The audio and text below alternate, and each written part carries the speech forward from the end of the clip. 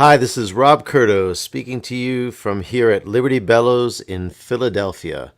Welcome back to our video series on groove creation for the accordion. This week we'll finish up our unit on the shuffle blues and Zydeco by learning to use ninth chords in the right hand to create a more harmonically sophisticated sound. Our objective for today's video will be to play the blues shuffle pattern in our left hand while using ninth chords in the right hand. Along the way, we'll learn about voice leading, and we'll learn a new rhythmic comping pattern for the right hand. First, we need to understand the concept of inversions.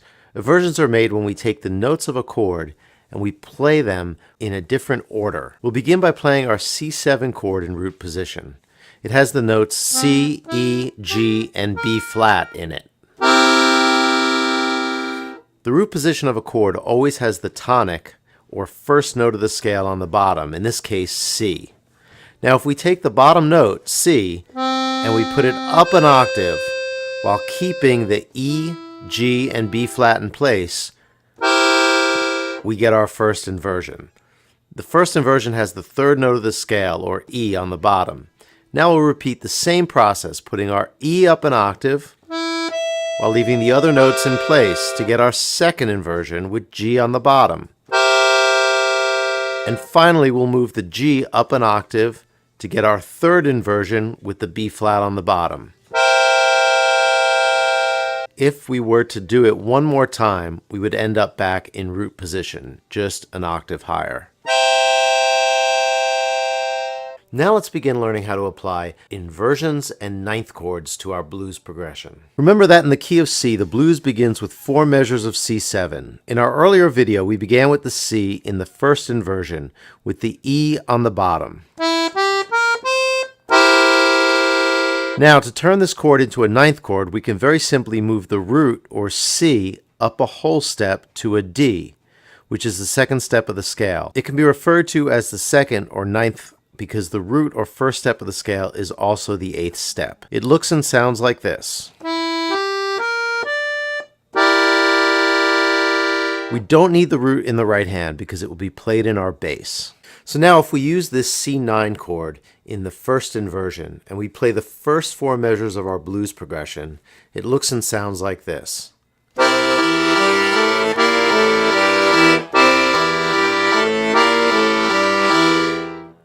Notice the more harmonically dense and sophisticated sound that the ninth chord has compared to the regular 7th chord. The next chord in our progression is going to be an F9 chord. When we move to this chord from any other chord, we need to find an inversion for it that minimizes any larger skips and intervals. This is called smooth voice leading, and it makes our chord progression sound more musical to the listener's ear. If we simply played the F9 in the first inversion, like we did with the C9, it would sound like this: A, C, E flat, and G.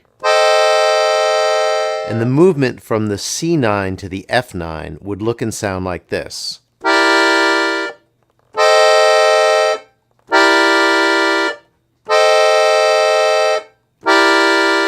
You'll notice a somewhat disjointed effect, but if I use a different inversion for the F9, I can create a very smooth movement.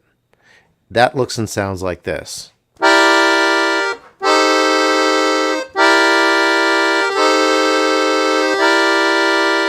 Let's examine how we did it. First, I simply moved the E and the B flat, which are the 3rd and the 7th of the C7, down a half step.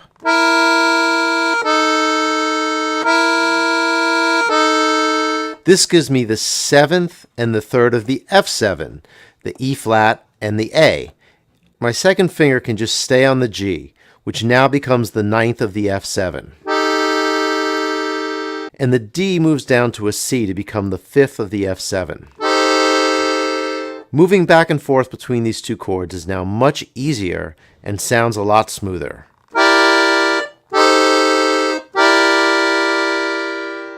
Now we just have to learn one more voicing, the G9 in the 3rd inversion. If we look at the F9 in the 3rd inversion, which is what we just played, we'll notice that it has the 7th on the bottom, then the 9th, 3rd, and 5th of the F7. Since G is a whole step above F, we can get to our G9 by simply moving every note of the F9 chord up one whole step. I'll do this slowly just to demonstrate. The E flat becomes an F, our G becomes an A, our A becomes a B, and our C on top becomes a D. Now if I move between the two chords, F7 and G7, it's also quite smooth.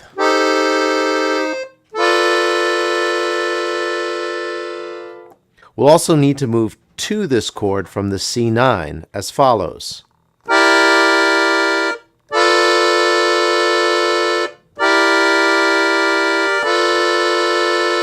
You'll notice also that we have very little movement. Our E goes to F, our G goes to A, and our B flat goes to B. And we'll have to move from the G9 back to the F9, simply moving down a whole step.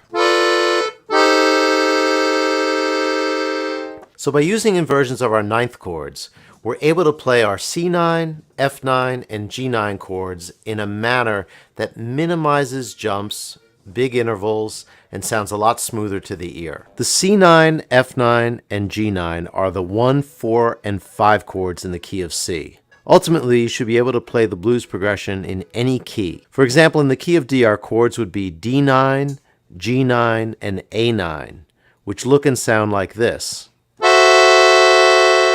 That's our D, that's our G, and that's our A.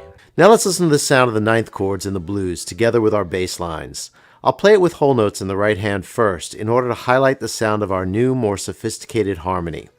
Sometimes, depending on the style, you'll want to use simpler chords, but ninths and also 13ths will also add a more jazz-oriented or urban quality to your sound while playing the blues.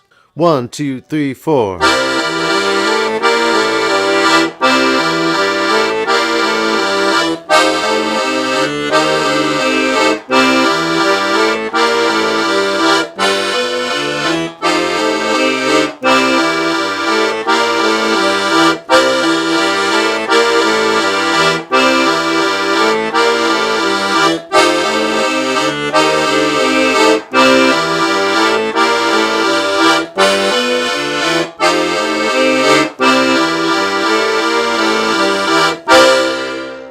Without a bass line and counting our 4 beats of 4/4 as follows: 1 and 2 and 3 and 4 and. Our pattern is going to sound like this.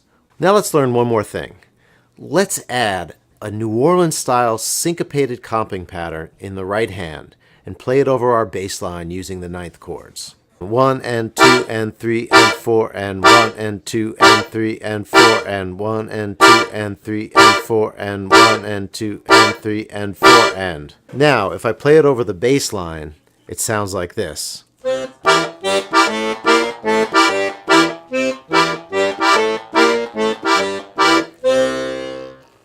Now let's apply the pattern to the entire blues progression using our ninth voicings in the right hand. 1, 2, 1, 2, 3, 4.